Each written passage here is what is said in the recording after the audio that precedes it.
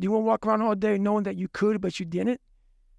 Have you ever felt like your life is out of control, almost as if it's slipping away from your grasp and you can't do anything about it? Do you feel stuck, hopeless, tired, and unmotivated? But let me remind you of something. Nobody is going to save you. Your life is within your control. If you want a different life than you have now, then you need to act differently. Don't be mad about the result you didn't earn from the work you didn't do. We must all suffer from one of two pains: the pain of discipline or the pain of regret. I always choose to avoid regret. What about you? Have your core values and priorities set. We're in an era bombarded with opinions and information. If you keep listening to everyone, you won't have a direction. These days, people don't think critically. When an influencer or a famous person whom they don't like says something that they actually agree with, people disagree just for the sake of disagreeing. Just because you don't like someone or you don't believe in their core values, it doesn't mean that every opinion of theirs is wrong. It also applies in the opposite way. Someone you absolutely adore and respect might have opinions that don't align with your values. So how can we filter out the info we need? It's by having core values. Your filter should be your values. You need to have your priorities set. We lose our time on unnecessary stuff when we don't have our priorities set. You don't smoke a cigarette just to fit in if you have your health and relationship priorities. Because if you don't actually enjoy smoking, and if the people around you are the type of people who will judge you and push you away just because you don't act like them, then it's a proof that your health and healthy growth-focused relationships aren't your priorities. Your priorities are set on comfort and ignorance. It's more comfortable to just smoke 1 to 2 cigarettes rather than say no to people, because it feels good to fit in. It takes courage to say no to people and actually do what you believe in. It's ignorance because the people around you only accept you because you're like them. Trust me, I know how hard and uncomfortable it is to say no to people. Since I remember, even when I was 14, everybody around me was smoking. I often got offered to smoke, but I always said no. 19, son! First of all, I don't enjoy smoking and I don't see any benefit. Second of all, it goes against my values. My friends around me never judge me for that, even though majority of my friends used to be smokers. The second I reject something, and if somebody insists on it, it's just a sign that we can never be friends. As Ray Dalio in his book Principles for Life and Work says, think for yourself to decide what you want, what is true, and what you should do to achieve number 1 in light of number 2. And do that with humility and open-mindedness so that you consider the best thinking available to you. Ray Dalio in his book Principles for Life and Work says that dreams plus reality plus determination is a formula for a successful life. People who achieve success and drive progress deeply understand the cause-effect relationships that govern reality and have principles for using them to get what they want. The converse is also true. Idealists who are not well grounded in reality create problems, not progress. What does a successful life look like? We all have our own deep-seated needs, so we each have to decide for ourselves what success is. Some people want to change the world,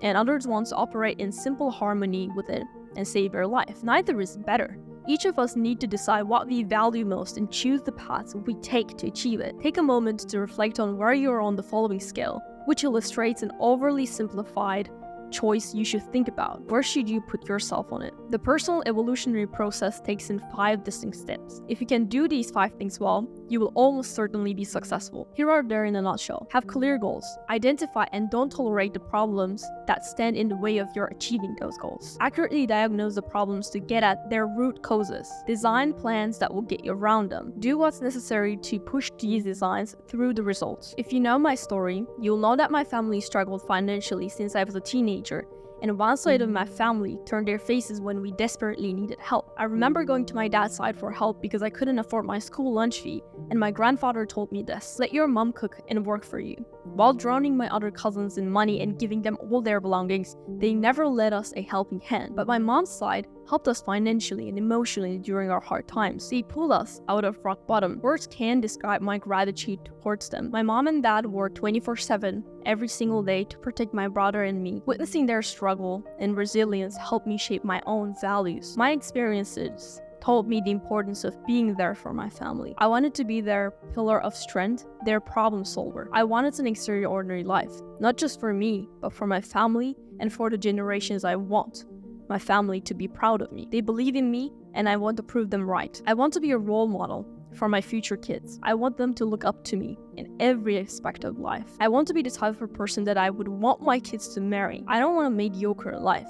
I want an extraordinary life. And I want to provide the same for my future generations. I'm not chasing success only for myself, but also for my family and the generations that come after me. I don't want them to face the same issues I have. Even if they encounter problems in life, I want them to have high quality problems. If you have the same goals, same mindset like me, we need to escape the mediocrity. When it comes to creating habits, it's important to remember that your habits will be fed by your values. Depending on your core values and principles, your habits will be shaped. I have 3 main categories of habits: habits for mind, for body, and for life. The first category is habits for the mind. These habits help you to keep your mind healthy and focused and include reading, writing, practicing gratitude, and visualization. I'm currently working on developing a meditation practice for my mind too. One way to develop the habit of reading is to set aside time each day specifically for reading. This can be done in morning, during a lunch break, or before bed. By the way, I prefer reading before bed. Writing can also be done by on daily basis, or maybe weekly, or maybe monthly, whether it's journaling or creative writing, like writing scripts for videos. Gratitude can be practiced by taking few moments to reflect on what you're thankful for. Whenever something bad happens in my life, I remember myself that I'm living the dream life I was fantasizing about a couple of years ago. I remembered this quote: "We did not come this far to break down and lose now.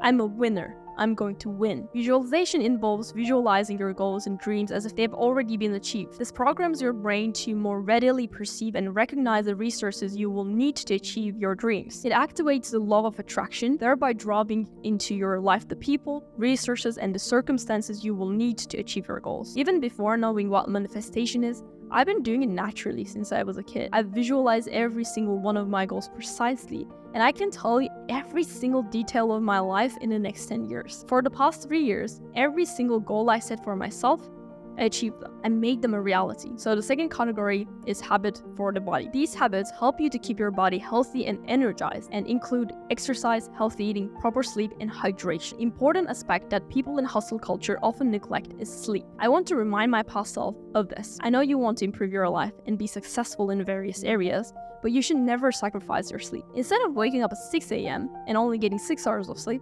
wake up at 8 a.m. and ensure that you get enough rest. Without proper rest, critical thinking becomes difficult, creativity suffers, and efficiency is reduced. No matter what, prioritize your sleep. Investing time in it is definitely worthwhile. Don't wake up at 5 a.m. just for the sake of waking up at 5 a.m. Your routine should feed you. You should not be slave to your routine. Now for the habits for life. Here are the 5 most important habits of mine: networking and building real relationships, give back to family, plan and set goals, learn new skills, manage your time. Time is your most valuable asset, and we need to know how to use it. Let's talk about the importance of the couple of habits. Giving back to family. Remember where you come from. Your family shapes you, supports you, and stand by you in times of distress. I believe in giving back their lives and care in whatever way I can. It's not about the materialistic gifts, but dedicating quality time, being there when they need me, and expressing my gratitude for their unwavering belief in me. Another very important one is learning new skills. You either evolve or die. Whether it's learning a new language, new software, or simply a new way of thinking, it's about broadening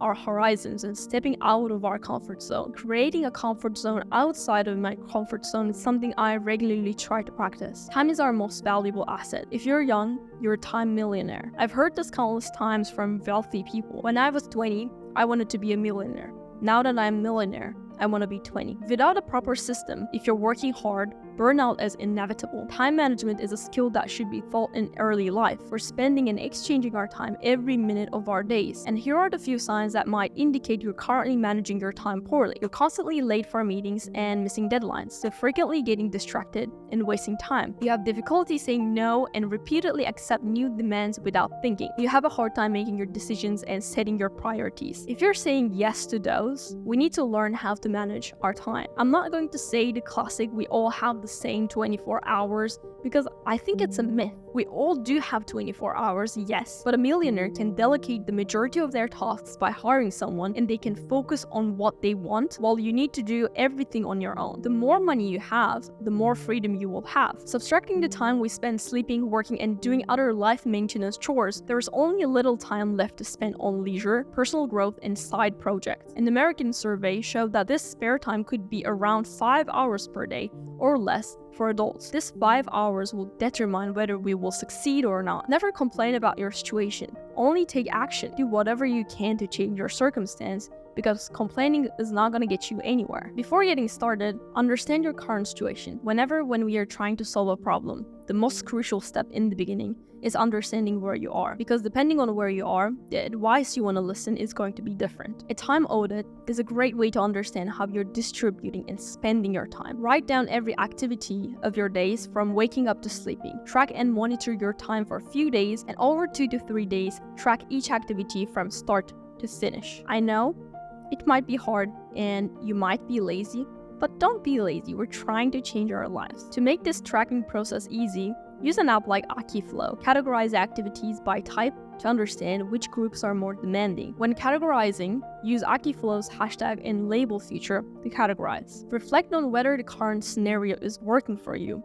and what you can do better. Which activity groups take most of your time? How important it is? How do you spend your time at work? Are you deep focusing or on shallow tasks? Are your current activities aligned with your principles and goals? After reflecting on these and understanding your current situation, move on to the next step. Stop doing to-do lists and set your priorities instead. Every day, set 1 non-negotiable task and 2 high-priority tasks. Nothing is a priority when everything is a priority. On the contrary, focusing on our goal is way harder when we're stuck with all possibilities. So prioritizing a few things also means cutting back on others. At the end of the day, if you have completed these tasks, then it's a win. You don't need to get everything done. If you're struggling with deciding priority, use Eisenhower's decision metrics and reflect on your core values. Also, you can use Akiflow's goal for the day feature. If something comes up during the day, you will be able to see your priorities. Although now you have your priorities set, it doesn't mean that you can spend your time mindlessly with them. Instead, you must allocate time budget to each of them, because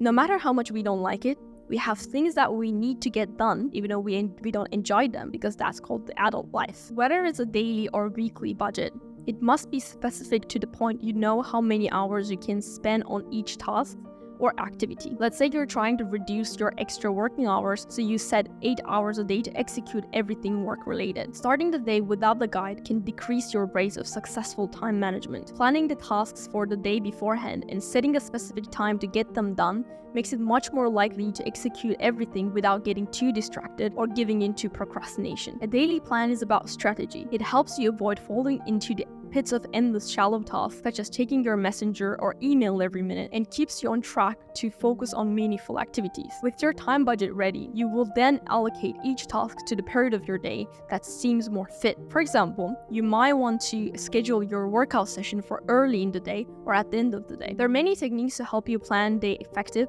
but I'm a huge enthusiast of the time blocking method. This method requires you to lock a time slot in your calendar for each activity of the day, including break and buffer time for any occasional changes in the plan. You can easily time block with Akiflow. The app unifies the task list and calendar view to help you plan your tasks better and faster. Rather than saying, I'm going to finish this task in 2 hours, say, I will work for 2 hours on this task. And after this 2 hours, give yourself a feedback. Especially people with ADHD struggle with estimating how much time it's going to take to do each task. So rather than saying, I'm going to finish it, say, I'm going to work on it for 2 hours and we're going to see whether I can finish it or not. Maybe I could finish it in an hour, maybe I'll finish it in 4 hours. Who knows? Don't set yourself these limits. If you constantly find yourself doing low priority tasks, or if you have ADHD, set a timer whenever you're doing something. People with ADHD lack a sense of time oftentimes. When the timer goes off, and if it's a low priority task, allow yourself to stop midway through and pick up later. This will allow you to focus on high priority tasks. If the timer goes off during a less motivating task and you happen to be in the zone,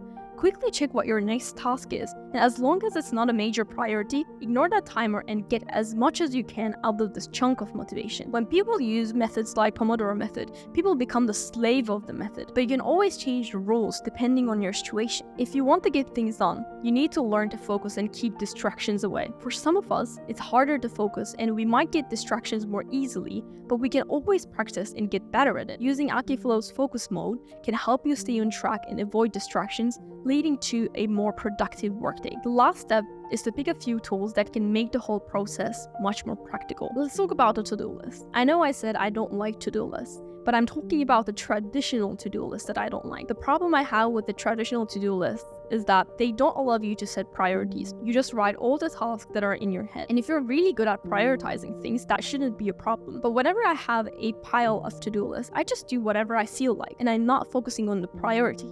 I should focus on the priority things, get them done, and then I can work on the other things. Of course, you can always start by working on low priority tasks, and if you feel like it, you can do the high priority task. But the thing with me is that if I don't get the high priority thing done, I just procrastinate on low priority things, and then the deadline comes and I'm cramming and hustling. That's why maybe using a program like Akiflow, which has the priority feature in their to-do list, and also natural language processing, will help you to create better to-do lists, because it solves the problem with the traditional to-do list, which lacks prioritization. Also, because of the natural language processing, it makes things easier to sort and program and categorize and schedule. Another essential tool is a calendar or planner. It is vital to help you create a realistic time budget and plan when to execute each task and activity. Much like to-do list, a digital calendar makes creating and editing your daily plan much more effortless. Choose option that supports task and event creation and send you reminders before every activity so that you don't forget. So with Akiflow's calendar, you can integrate many apps, including Google Calendar, and view yesterday's completed tasks and pending tasks. Also, there are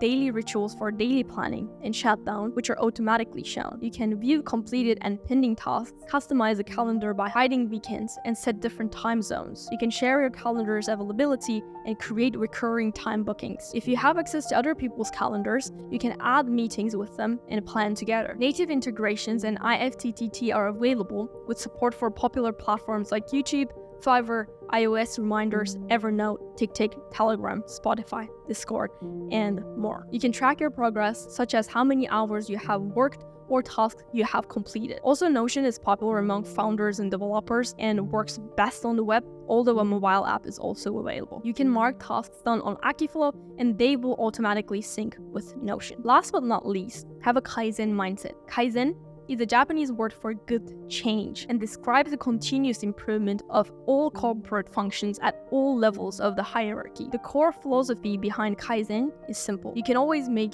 or do things better, even if they seem to work well in a particular moment. All problems should be seen as opportunities to improve things. In Kaizen, it doesn't matter whether the change happens at once or is a constant, whether the change is big or small, as long as it's a change for the better. Also in the book Atomic Habits, James Clear tells us that improving by just 1% is not always noticeable, but can be extremely significant in the long run. The overall concept is that if you can become 1% better every day for 1 year, you will end up 37 times better than you were at the beginning of the year. When you look yourself in the mirror every single day, ask yourself, did I get better today? If the answer is yes, continue doing. And if the answer is no, then we need to reflect back and figure out what we're doing wrong. See you next time.